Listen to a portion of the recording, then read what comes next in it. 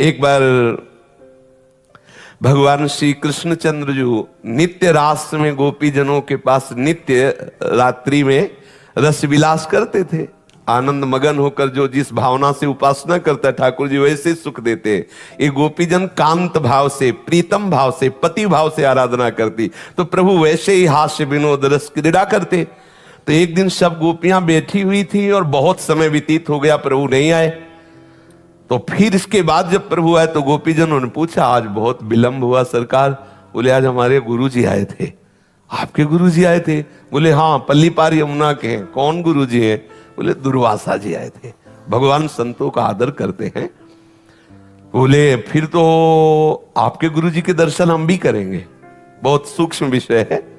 बोले, हाँ, गुरुजी के दर्शन ऐसे नहीं कर रहे किए जाते।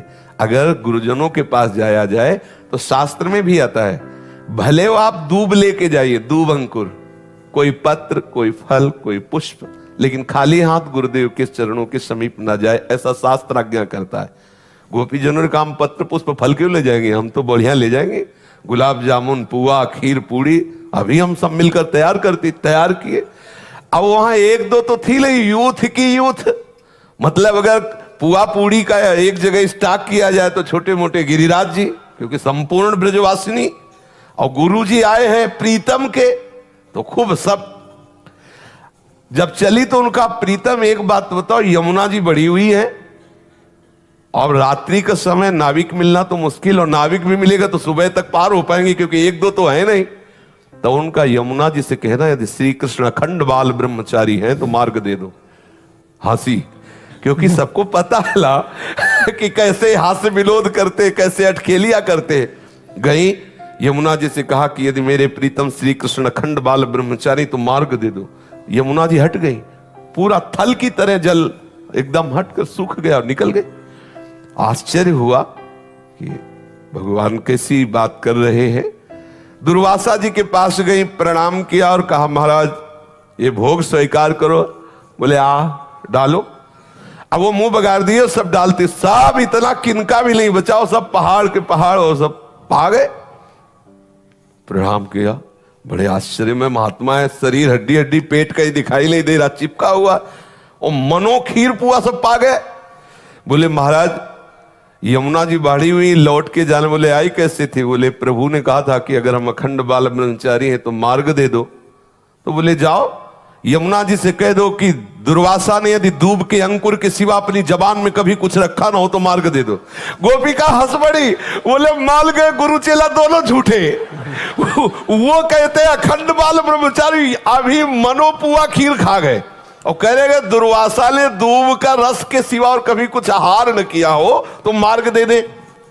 गई, जाके यमुना जी से कहा कि अगर दुर्वासा जी ने कभी दुर्वांकुर के रस के सिवा कुछ जिह्वा में न रखा हो तो आप मार्ग। यमुना जी हट गए, आश्चर्यचकित हुई और जाके प्रभु से कहा कि प्रभु आपके गुरु जी के दर्शन किए तो एक प्रश्न खड़ा हो गया, जैसे गुरु वैसे ही चेला।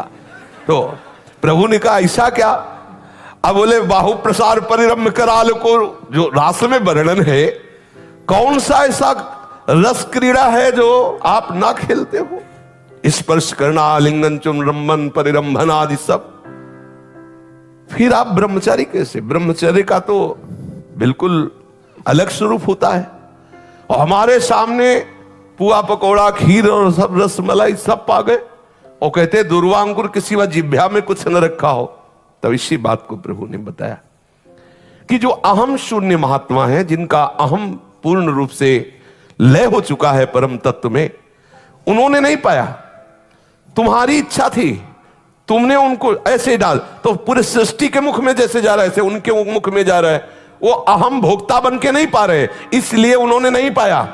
आपकी दृष्टि में पवाया गया, आपकी दृष्टि में वो पाए, लेकिन स्वयं ना उनकी इच्छा है ना वो भोक्ता है, इसलिए उन्होंने नहीं। इसलिए उनका वचन सत्य है, स्वयं में कभी आहार रूप से स्वीकार करते हैं तो केवल दूब का अंकुर, और हम स्वप्रतिबिंब विभ्रमा, जैसे छोटा सा बालक अपने प्रतिबिंब के साथ खेले, ऐसे गोपियों के आत्मा रूप में, उनके पतियों के आत्मा रूप में, और चराचर जगत के रूप में जो परम तत्व विराजमान है, वही श्री कृष्ण स्वरूप से क्रीड़ा कर रहा है। वो अपने आप से अपने आप में खेल रहे, इसलिए अखंड ब्रह्मचारी है। स्वप्रतिबिंब विभ्रमा, जैसे छोटा सा बालक कांच के मंदिर में अपने ही प्रतिबिंब से खेलता है, ऐसे गोपी नाम च तत्पति नाम सर्वेशाम में उच्च। गोपियों के पति और सब चराचर जगत की जो आत्मा है वही अपने आप से अपने आप में खेल रहा है, इसलिए अखंड ब्रह्मचारी। तो हमको अपने कर्मों का फल इसलिए भोगना पड़ता है कि हम अपने कर्म मानते हैं और हम स्वयं अहम से एक शरीर में सीमित हो गए हैं, इसलिए भोक्ता बनना ही पड़ेगा, जबरदस्ती बनना पड़ेगा। यदि आप कर्ता बनेंगे और आप कुछ ना बनो तो देखते रहो जो कुछ हो रहा है, आप जीवन मुक्त हो जाओगे।